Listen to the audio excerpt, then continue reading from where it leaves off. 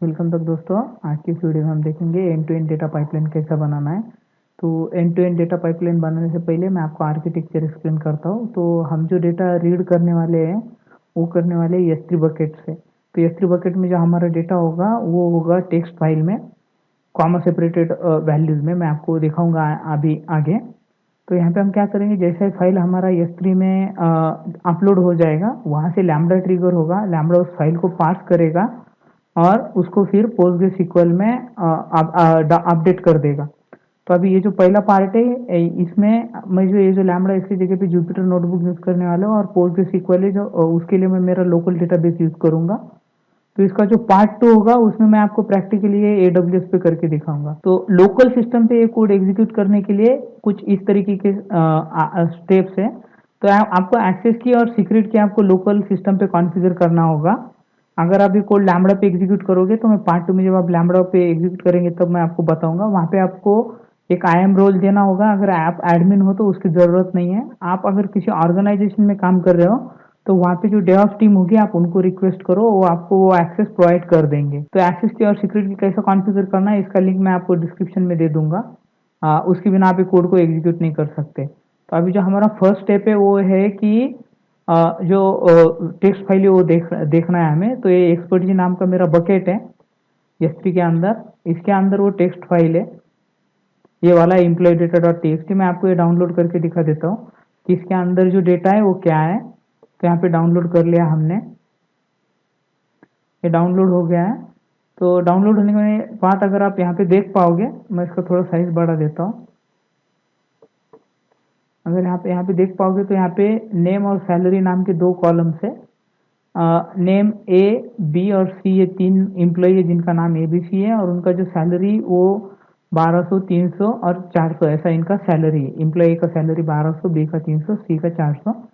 तो अभी मैंने ये लोकली एक डेटाबेस बना के रख दिया है, उसमें एक टेबल बना है जिसमें अभी एक ही रिकॉर्ड है। मैं आपको इसको एग्जीक्यूट करवा के दिखाता हूँ।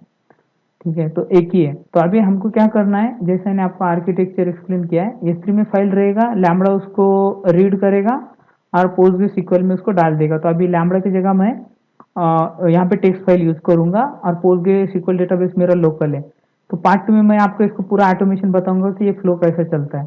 तो अभी हम कोड की तरफ चलते हैं। तो ये मेरा कोड है जो यहाँ पे लिखा हुआ है। अब इसमें हम क्या कर रहे हैं मैं आपको बता देता हूँ।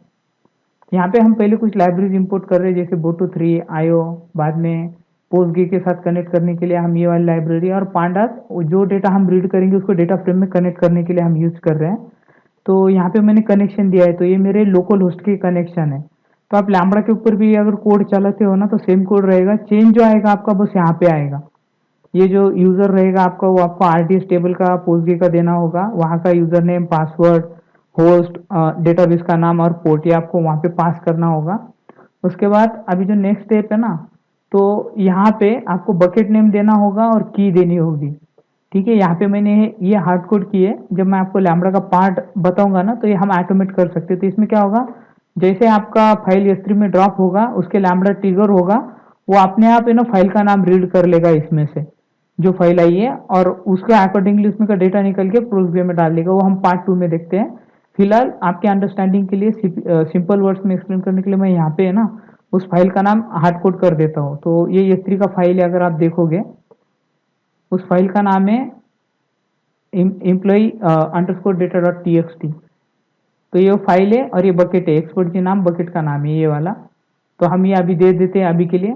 तो नेक्स्ट में हम क्या है, यहाँ पे है ना Boto3 लाइब्रेरी यूज कर रहे हैं, जिसके थ्रू हम एक कनेक्शन इस्टेब्लिश कर लेते हैं AWS सर्विसेज के थ्रू। जो यहाँ पे ये जो नेक्स्ट स्टेप है ना, इसमें हम अभी ना ये जो बकेट नेम है और ये की नेम है, ये डेटा रीड कर रहे हैं। ठीक है, और इस लाइन के ऊपर हमको डेटा मिल रहा है। तो यहाँ पे हम जो फाइल उसका डेटा रीड कर रहे हैं उसको डिकोड करके UTF-8 में डाल दे रहे हैं। और यहाँ पे आप देखोगे तो वो कुछ इस तरीके से आएगा स्ट्रिंग फॉर्म में। तो हम जो उसके बाद है ना ये जो फाइल है इसका टाइप है ना बाइट रहता है। तो वो बाइट को हम अभी स्ट्रिंग में कन्वर्ट करने के लिए आईओ का string.io वाला फाइल फंक्शन यूज करेंगे, जिससे कन्वर्ट हो जाएगा। जब ये कन्वर्ट हो जाएगा ना, अब ये हमको नॉर्मल स्ट्रिंग मिलेगा। उसके बाद हम इसको क्या करेंगे, डेटा फ्रेम में डाल देंगे। यहाँ पे अगर आप देखोगे तो यहाँ पे डेटा फ्रेम में डालते हैं। तो अभी इसको कोड को यहाँ तक क्विक एग्जीक्यूट करते हैं।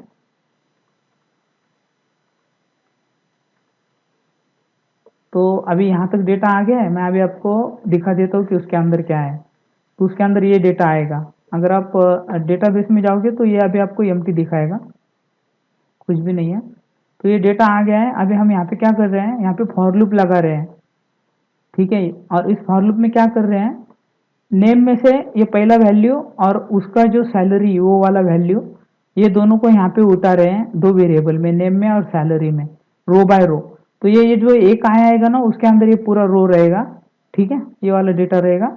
और उसके बाद यहाँ पे कर्सर के थ्रू कनेक्शन हम इस्टेब्लिश कर रहे हैं, ठीक है। और उसके बाद है ना, हम ये वाला क्वेरी एग्जीक्यूट कर रहे हैं। तो इसमें हम क्या कर रहे हैं, जब ये फॉर लूप के थ्रू चलेगा तो 3 बार एग्जीक्यूट होगा। तो मेरा जो टेबल है पब्लिक डॉट ईएमपी, इसके अंदर मैं नेम और सैलरी इंसर्ट करना चाह रहा हूँ। और यहाँ पे अगर डेटाबेस लेवल पे देखोगे तो आईडी जो है प्राइमरी की ऑटो इंक्रीमेंट है, यहाँ पे अभी एक ही रिकॉर्ड है, ठीक है। तो अब क्या करेंगे, हम एक एक चीज लेंगे और उसको वहां पे एग्जीक्यूट कराएंगे, तो ये इंसर्ट हो जाएगा।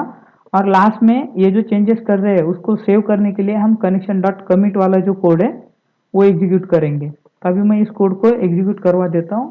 तो अभी ये जो 3 रिकॉर्ड है ये मेरे डेटाबेस में चले गए। अब मैं जैसे इसको एग्जीक्यूट करूंगा तो आप यहाँ पे देख पाओगे ये 3 नए रिकॉर्ड आए हैं, जिसका 14, 15, 16 प्राइमरी की है और ये 3 वैल्यूज है। अब जब आपका ये यहाँ पे जब कोड खत्म हो जाएगा, रिकॉर्ड इंसर्ट हो जाएंगे, सबसे जरूरी चीज आपको कर्सर क्लोज करना है, cursor dot close and connection dot close. ये सबसे जरूरी चीज है अगर आपका कोड प्रोडक्शन में है तो। नहीं तो आपका डेटाबेस के साथ ही कनेक्शन कोड एग्जीक्यूट होने के बाद भी ओपन रहेंगे और उसकी वजह से डेटाबेस पे लोड आना, डेटाबेस का परफॉर्मेंस डाउन होना, वो सब कुछ एरर आ सकते हैं।